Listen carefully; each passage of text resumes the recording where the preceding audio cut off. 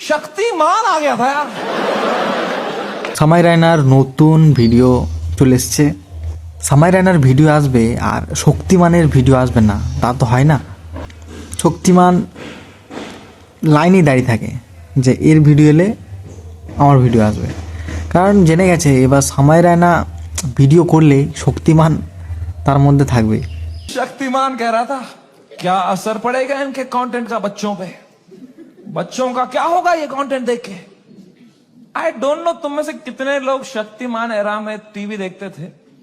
हर अगले महीने न्यूज आती थी कोई बच्चा शक्तिमान देख के बिल्डिंग से कूद गया।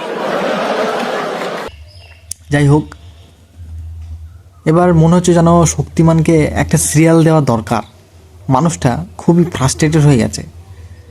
एक कहावत मशहूर है, कुत्ते की दुम टेढ़ी की टेढ़ी रहती है। कितने भी उसको घुसा के रख दो एक बंद डाली के अंदर, 2 घंटे 10 घंटे निकालो तो फिर से कुत्ते की दुम टेढ़ी हो जाती है। ये कहावत वैसे कुत्तों के लिए इस्तेमाल नहीं की जाती, ये बंदों के लिए इस्तेमाल की जाती है। मैं एक ऐसे महाशय की बात कर रहा हूं जिसका नाम समय रैना है।